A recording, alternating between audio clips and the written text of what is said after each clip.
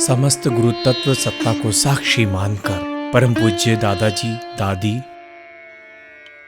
परम पूज्य नाना जी नानी, पूज्य माता पिता के श्री चरण कमलों में दंडवत प्रणाम करते हुए गीता जी का महात्म्य प्रस्तुत कर रहा हूँ। ओम श्री परमात्मने नमः। श्री गीता जी की महिमा, अथ प्रथम अध्याय।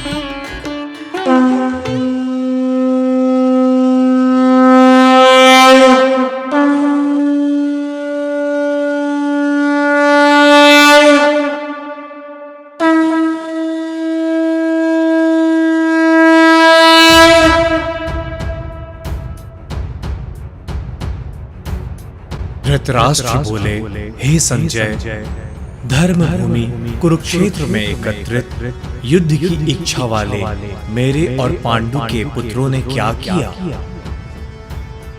संजय बोले, उस समय राजा दुर्योधन ने व्यूह रचना युक्त पांडवों की सेना को देखकर और द्रोणाचार्य के पास जाकर यह वचन कहा। संजय बोले, उस समय राजा दुर्योधन ने व्यूह रचना युक्त पांडवों की सेना को देखकर और द्रोणाचार्य के पास जाकर यह वचन कहा। हे आचार्य, आपके बुद्धिमान शिष्य द्रुपद पुत्र धृष्टद्युम्न द्वारा व्यूहाकार खड़ी की हुई पांडु पुत्रों की इस बड़ी भारी सेना को देखिए। इस सेना में बड़े बड़े धनुषों वाले तथा युद्ध में भीम और अर्जुन के समान शूरवीर सात्यकी और विराट तथा महारथी राजा द्रुपद, धृष्टकेतु और चेकितान तथा बलवान काशीराज, पुरुजित, कुंती भोज और मनुष्यों में श्रेष्ठ शैब्य, पराक्रमी युधामन्यु तथा बलवान उत्तमौजा, सुभद्रा पुत्र अभिमन्यु एवं द्रौपदी के 5 पुत्र, ये सभी महारथी हैं। हे ब्राह्मण श्रेष्ठ, अपने पक्ष में भी जो प्रधान हैं उनको आप समझ लीजिए। आपकी जानकारी के लिए मेरी सेना के जो सेनापति हैं उनको बतलाता हूं।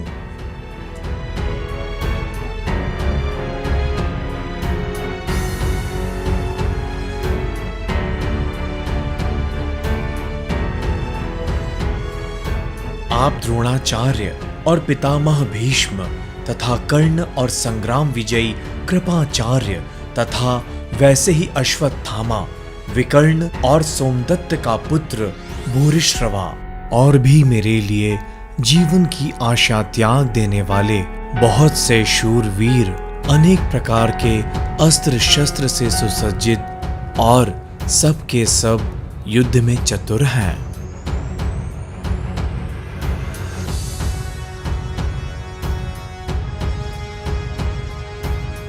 भीष्म पितामह द्वारा रक्षित हमारी वह सेना सब प्रकार से अजेय है और भीम द्वारा रक्षित इन लोगों की यह सेना जीतने में सुगम है।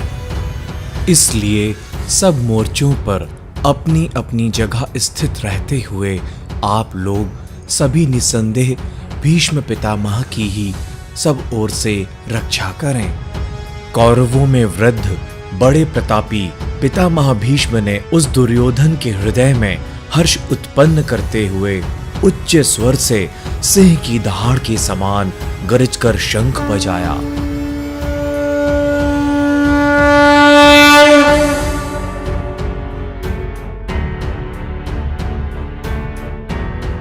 इसके पश्चात शंख और नगारे तथा ढोल, मृदंग और नरसिंह आदि बाजे एक साथ ही बज उठे।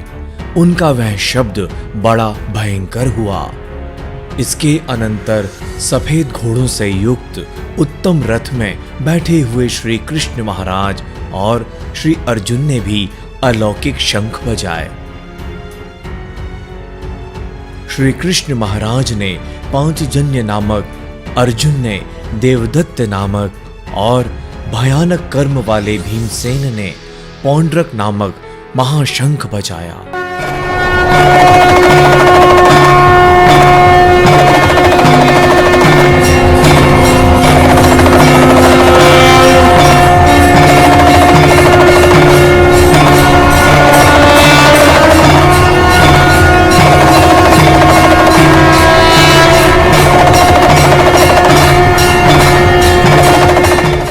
कुंती पुत्र राजा युधिष्ठिर ने अनंत विजय नामक और नकुल तथा सहदेव ने सुघोष और मणिपुष्पक नामक शंख बजाए।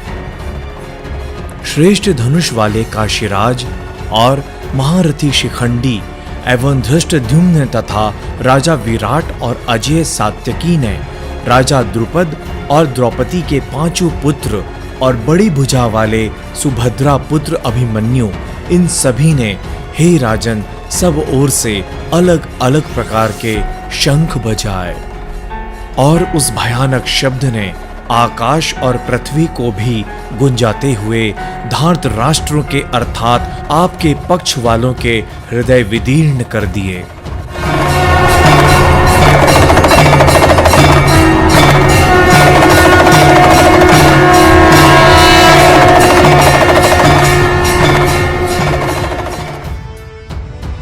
हे राजन, इसके बाद कपिध्वज अर्जुन ने मोर्चा बांधकर डटे हुए धृतराष्ट्र संबंधियों को देखकर उस शस्त्र चलने की तैयारी के समय धनुष उठाकर ऋषिकेश श्री कृष्ण महाराज से यह वचन कहा, हे अच्युत, मेरे रथ को दोनों सेनाओं के बीच में खड़ा कीजिए और जब तक कि मैं युद्ध क्षेत्र में डटे हुए युद्ध के अभिलाषी इन विपक्षी योद्धाओं को भली प्रकार देख लूं कि इस युद्ध रूप व्यापार में मुझे किन किन के साथ युद्ध करना योग्य है, तब तक उसे खड़ा रखिए। दुर्बुद्धि दुर्योधन का युद्ध में हित चाहने वाले जो ये राजा लोग इस सेना में आए हैं, इन युद्ध करने वालों को मैं देखूंगा। संजय बोले, हे धृतराष्ट्र, अर्जुन द्वारा इस प्रकार कहे हुए महाराज श्री कृष्णचंद्र ने दोनों सेनाओं के बीच में भीष्म और द्रोणाचार्य के सामने तथा संपूर्ण राजाओं के सामने उत्तम रथ को खड़ा करके इस प्रकार कहा कि हे पार्थ, युद्ध के लिए जुटे हुए इन कौरवों को देख। इसके बाद प्रथापुत्र अर्जुन ने उन दोनों ही सेनाओं में स्थित ताऊ चाचा को, दादा परदादा को, गुरुओं को, मामाओं को, भाइयों को, पुत्रों को, पौत्रों को तथा मित्रों को, ससुरों को और सुहृदयों को भी देखा।